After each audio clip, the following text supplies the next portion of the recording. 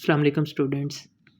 Chapter number 3 है हमारा law of conservation of momentum. पहले हमारे पास इस टॉपिक के अंदर हम आइसोलेटेड सिस्टम को डिफ़ाइन करेंगे। आइसोलेटेड सिस्टम एक ऐसा सिस्टम है जिसके ऊपर कोई भी एक्सटर्नल फोर्स एक्ट नहीं करती। An isolated system is a group of interacting bodies on which no external force is acting. For example हमारे पास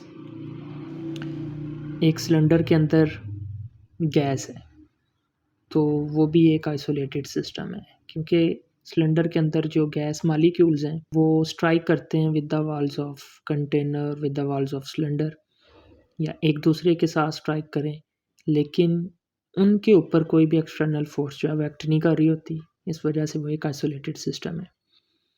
तो law of conservation of momentum जो है वो एक आइसोलेटेड सिस्टम के ऊपर इम्प्लीमेंट होता है।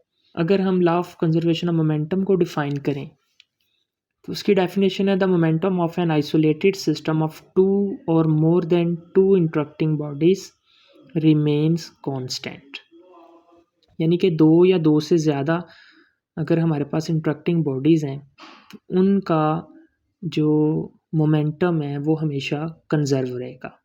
यानी कि बिफोर और आफ्टर दोनों दफ़ा जो मोमेंटम होगा वो उन बॉडीज़ का सेम होगा। इसी को हम law of conservation of momentum कहते हैं। सबसे पहले हम आज के टॉपिक में एग्जांपल्स को डिस्कस करेंगे।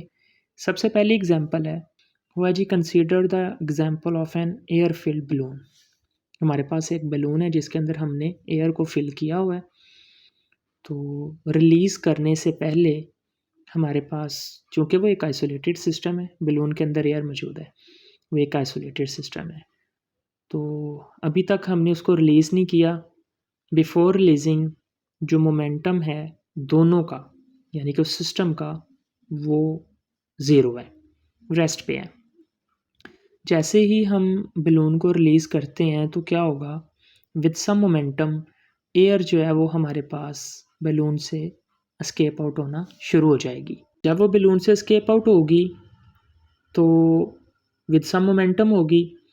अब मोमेंटम को कंजर्व करने के लिए बलून क्या करेगा, उस एयर के जिस डायरेक्शन में, जिस तरफ एयर एस्केप आउट हो रही है उस बलून से, उसके अपोजिट डायरेक्शन के अंदर बलून जो है वो विद सेम मोमेंटम मूव करना शुरू कर देगा। तो जो पहले वाला मोमेंटम होगा और बाद वाला मोमेंटम जो होगा वो सेम हो जाएगा।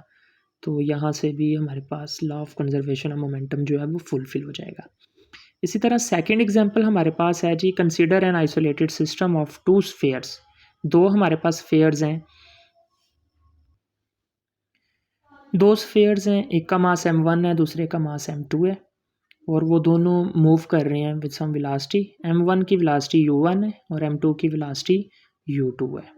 और collision initial momentum of mass m1 वो होगा m1 u1। इसी तरह initial momentum of mass m2 वो होगा m2 u2। ये टकराने से पहले है।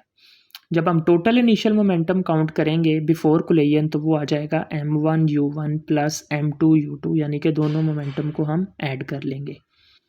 अब उसके बाद जब, चूँकि हमारे पास m1 मास की जो वेलोसिटी है वो ग्रेटर है एज़ कम्पेयर टू m2, तो जब इनके दरमियान कोलिजन होगी, कोलिजन के बाद according to Newton third law of motion, अगर m1 एक्शन कर रहा होगा m2 पे तो m2 भी रिएक्शन करेगा m1 पे, जो कि उसके अपोजिट डायरेक्शन के अंदर होगा।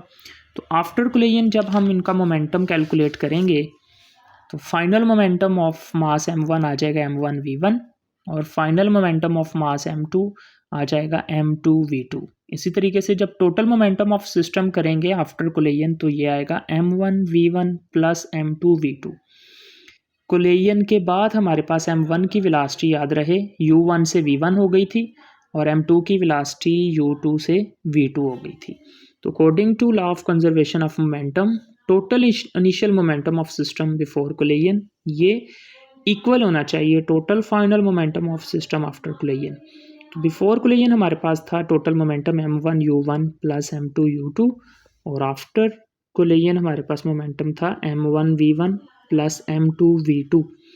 तो चूँकि हमारे पास बिफोर कोलिजन मोमेंटम और आफ्टर कोलिजन मोमेंटम दोनों बराबर हैं तो यहाँ से साबित होता है कि किसी भी आइसोलेटेड सिस्टम का जो टोटल मोमेंटम है वो हमेशा कंजर्व रहता है, और इसी को हम law of conservation of momentum कहते हैं।